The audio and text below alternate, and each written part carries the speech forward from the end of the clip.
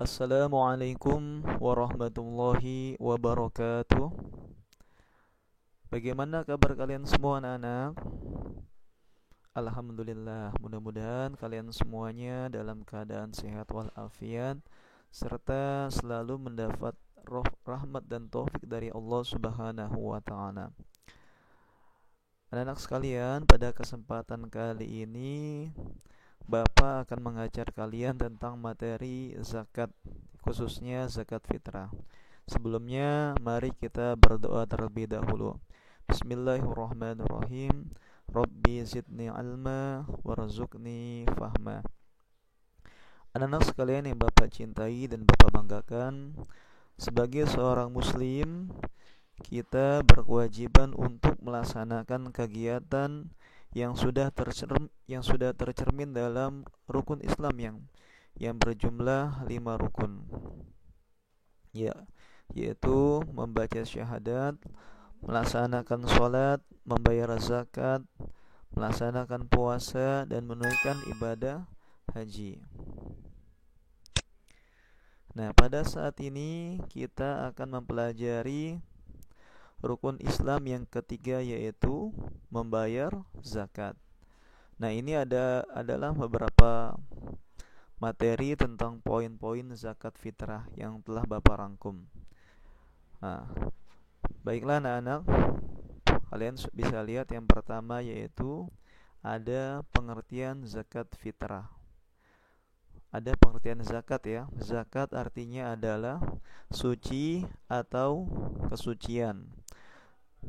Sedangkan pengertian zakat menurut istilah agama adalah zakat adalah ukuran atau harta tertentu yang harus dikeluarkan oleh pemiliknya untuk diserahkan kepada yang berhak menerimanya. Jadi artinya zakat yaitu suci atau kesucian.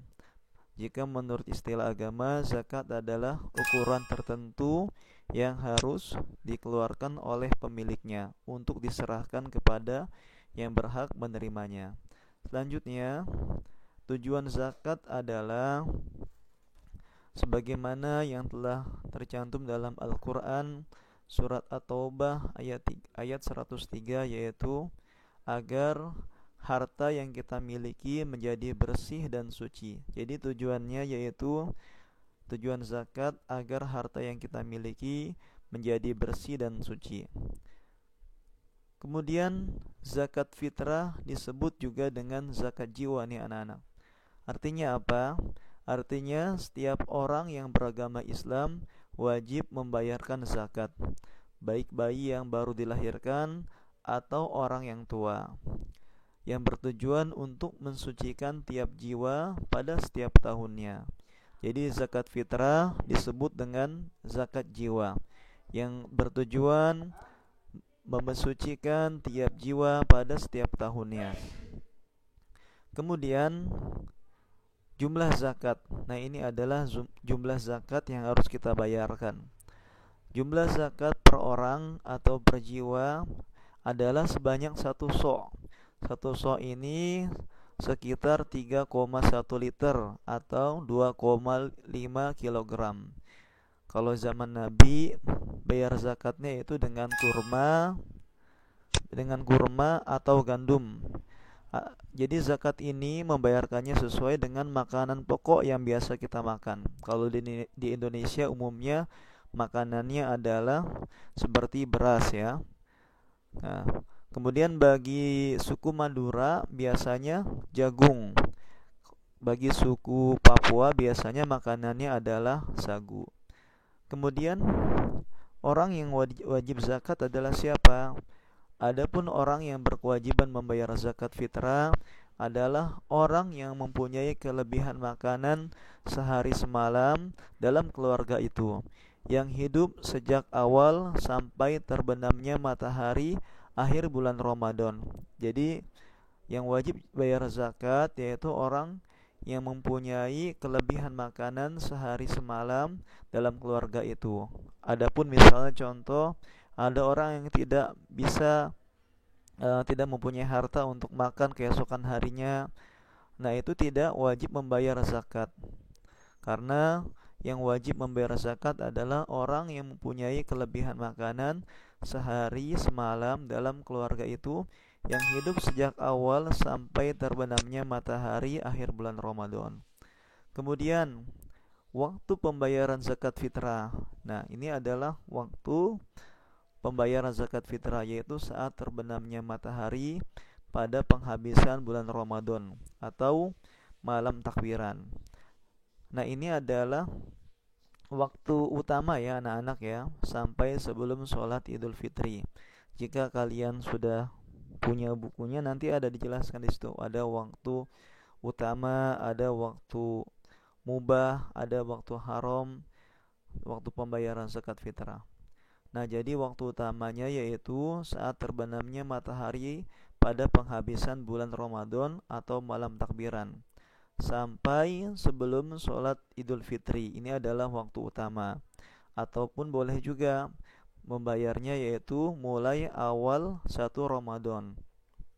Kemudian, nah ini yang harus kalian ingat, yaitu sebagai catatan, apabila zakat fitrah dibayarkan setelah sholat Idul Fitri, maka dianggap sebagai sedekah biasa. Artinya bukan zakat lagi, yaitu nilainya dianggap sebagai sedekah biasa. Selanjutnya, yang memberi zakat disebut dengan muzaki, sedangkan yang menerima zakat disebut dengan mustahik. Selanjutnya, ada 8 golongan yang berhak menerima zakat, sebagaimana dalam surat At-Taubah ayat 60. Yang pertama yaitu adalah fakir, orang fakir. Artinya apa orang fakir ini? Yaitu tidak memiliki harta dan pekerjaan. Kemudian ada orang miskin, yaitu orang yang memiliki harta tapi hanya cukup untuk memenuhi kebutuhan hidupnya. Kemudian amil, artinya adalah pengelola pengumpulan zakat. Jadi orang yang mengelola, yang mengumpulkan zakat ini boleh menerima zakat, dengan catatan orang ini tidak digaji oleh pemerintah. Kemudian mu'allaf, yaitu orang yang masih lemah imannya karena baru masuk Islam. Kemudian adalah budak atau hamba sahaya, yang berarti orang yang memiliki kesempatan untuk merdeka tapi tidak memiliki harta untuk menebusnya. Nah, ini pada saat sekarang ini orang budak atau hamba sahaya ini tidak ada ya anak-anak ya. Kemudian garim, orang yang banyak hutang dan tidak bisa melunasinya. Jadi orang yang banyak hutang ini boleh menerima zakat, dengan catatan orang tersebut kira-kira tidak bisa melunasinya. Kalau misalnya masih bisa melunasinya atau tidak banyak, maka dia tidak berhak menerima zakat. Yang ketujuh, orang yang berhak menerima zakat yaitu fisabilillah, yang artinya orang yang berjuang di jalan Allah yang tidak mendapat gaji. Yang terakhir, yang fisabilillah ini orang yang berjuang di jalan Allah yang tidak mendapat gaji. Contohnya adalah apa? Misalnya adalah ustaz. Nah, ini boleh, atau pengajar ya di pesantren, ini boleh menerima zakat. Kemudian Ibnu Sabil, yaitu orang yang kehabisan bekal dalam perjalanan. Nah, ini boleh mendapatkan zakat. Ini adalah 8 golongan orang yang boleh atau berhak menerima zakat, yaitu fakir, miskin, amil, mu'alaf, budak, garim, fisabilillah, dan Ibnu Sabil. Nah, itu adalah penjelasan tentang zakat fitrah ya, pada bab awal pertemuan kita. Nah, itu saja yang dapat Bapak sampaikan. Sampai berjumpa lagi pada pertemuan berikutnya. Marilah kita akhiri pembelajaran kali ini dengan bacaan hamdalah. Alhamdulillah. Wassalamualaikum warahmatullahi wabarakatuh.